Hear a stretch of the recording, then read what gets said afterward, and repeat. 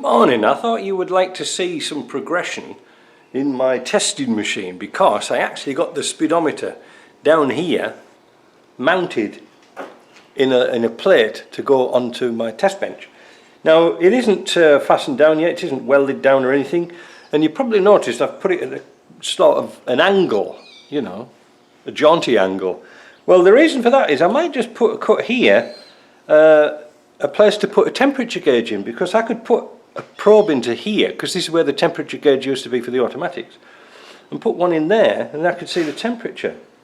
Now today what we're going to do, just as an experiment, I'm going to show you how it works, and it's quite good because the speedo cable's got a nice big loop around it. It comes out of the back of the machine here and into there. Now I will tidy this up in later model improvements, but this is Jeff's transfer case and it's got full of oil, and yesterday we tested it.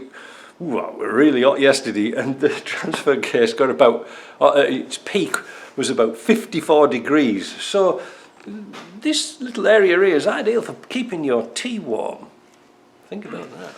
Anyway, I found out that this particular camera that I'm using, if I'm too close and I'm handheld, getting, you know, some close-ups on it, it picks up frequency, you know, it makes it sound really loud. It sounds like it's a bag of hammers. So what I'm going to do, I'm going to set the camera further back near the door here and put it onto zoom, so that might sort it out. Right, I'll set the camera again. What I'm going to do is I'm going to shout some numbers out to you, if you can hear me, and see how it goes, because the motor itself, I'm going to tell you how fast the motor turns, and then you're going to be watching the speedometer here to see how much speed it actually puts out. Isn't it fun? Will this madness never end? Here we go.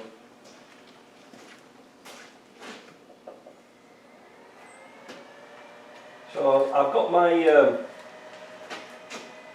rev counter here, and I've got some silver tape here, so it's a reflective, so it should work. So let's get some speed on.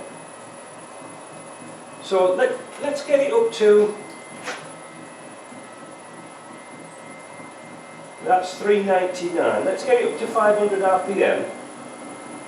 There. That's 500 RPM, and it's doing 10 miles an hour. Can you see that? It's good, isn't it?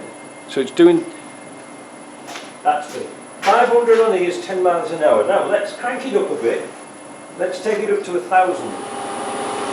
Right, what I've done is I've got the electric motor here turning at 1,000 RPM, and 1,000 RPM is 30 kilometers an hour.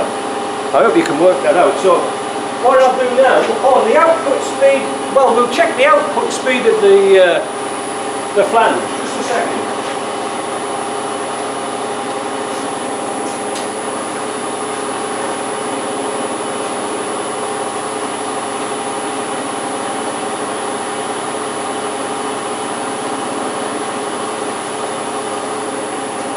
So the output speed of the back is 700, give or take a couple of revs.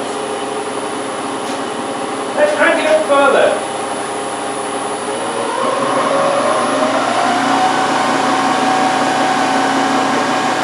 So there we are, we've got it bang on 60 kilometers an hour.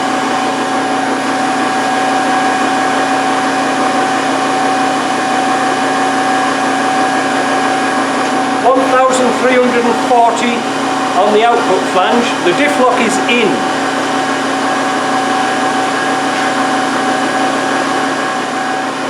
$1,900 on the motor now, flat out.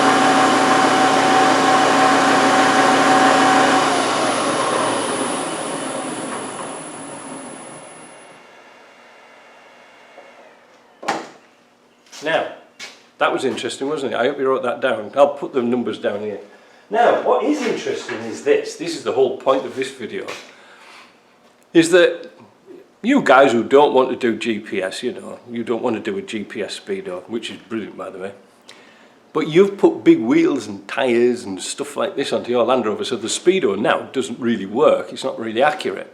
Now in this setup at the moment, because it's a 1.44 for a 200 TDI or a 300 TDI or TD5, come to that, the gears here, you can change them and change the output speed of the speedo to match the tyres.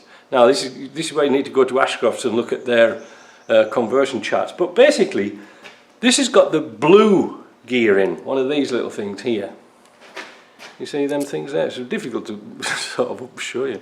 Anyway, that's got a blue 20 teeth speedo. Now remember, when that motor was flat out, it was showing 60 kilometers an hour. I'm going to go through what I've got here. I've got this white one, which is supposed to be yellow. This is 22 teeth, and I've got a black one here, which is 23 teeth. Now the black ones usually were fitted to the the automatics and stuff like this, the Discos and the Range Rovers. But and if they were fitted to, let's say, Discoveries, they used to have a transducer that went into here. Now fortunately on this one, if you can see, it is exactly the same size, so this must have been out of a very early Range Rover type box with a cable.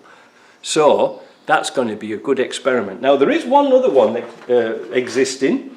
There's a green one with 21 teeth. Now I haven't got one, I'm certainly not going to buy one just for an experiment. But it goes like this, again I'll repeat. Blue's 20, green's 21, yellow's 22, black is 23. There's also exists a red with a 23.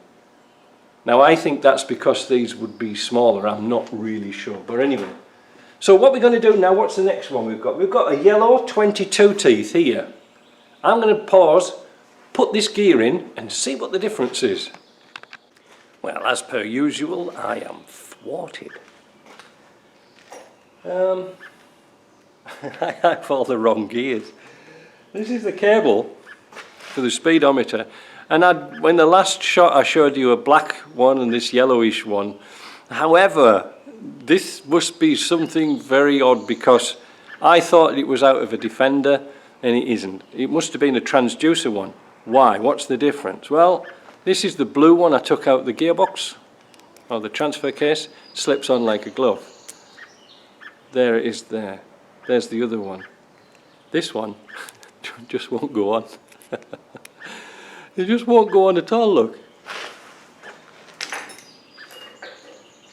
Neither will any of these here I've got in my hand will fit this cable. Now, I might think about doing something special, but it's going to be kind of confusing because I'd have to grind the cable down or somehow make these a little bit bigger by banging a square in.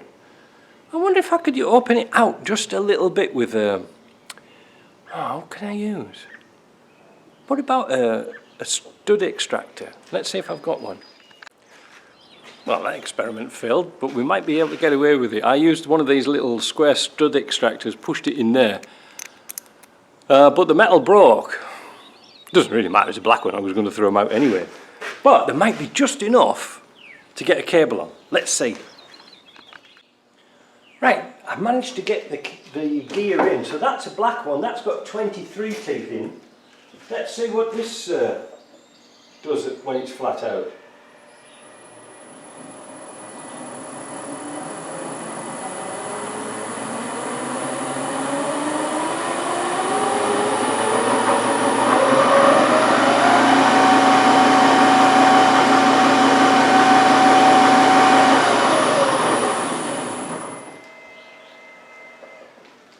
So that was doing 50 miles an hour. So we should be able to calculate then the difference in between. It's a very tight margin. That was the 23 teeth and the 20. So one was doing 60 kilometers an hour, the other was doing 50. So if you'd work out in between them what it should be, I don't know. Well, that was it. Like I said, I've ruined that gear, but it doesn't really matter. I'm going to throw them in the bin because I'll never use them. But if anybody's ever seen a green or a yellow one, we'll do another test and see what it looks like. But for now, I'm happy with this box. I'm going to take it off and I'm going to put one of those Ashcroft sumps on. I'll show you. Having done videos on these transfer cases and had them run up for about an hour or so and got about 60 kilometres on them, sort of realised they do get a bit hot, and especially with guys down in Australia and places like that, South Africa, it's going to get bloody hot. So this is the finned sump. This is from Ashcroft's. It's not the Roma Drive one. Alright, the Roma Drive one's a lot more expensive, but these were like 60 quid from Ashcroft's and it was the cheapest one. And you can see in here there's a little boss there with a provision to put a temperature sender or a drain or something like that. I don't think it necessarily needs the drain because it's going to be at an angle and it'll drain out anyway, but would have been a nice little touch just to tap it out and put a plug in it. But maybe that's the difference in a £40 difference, I don't know. So that will finish this job off. And then today I'm going to be building up his R380 because all the parts came in, the synchro rings. I won't film that because we've done time again. I'll only do sort of fault finding things on R380s, not building them up because we've done so many videos on them. It's getting a bit boring. And then I'm going to pop out to see JP again because he's working on an idea to turn one of these, which is a back end, the adapter plate of a 300 TDI. We're going to try and put a bearing here, which means we've got a support bearing and a flange which will bolt onto here just the same, so we can turn the gearbox and test the transmission before it goes out.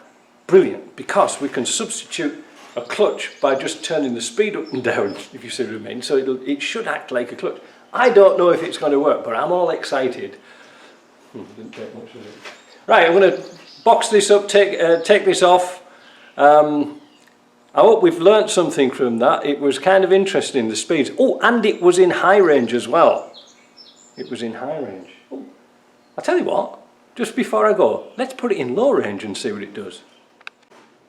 Right, let's flick it into low range. There we go. Motor on. Keep your eye on the speedo.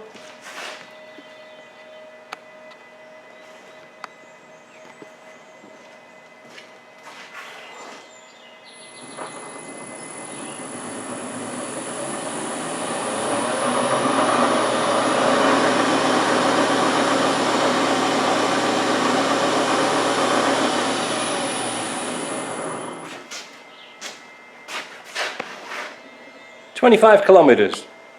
That's with the blue thing in. So 60 kilometres high range with the blue gear, 25 kilometres in low range. Right, gotta go.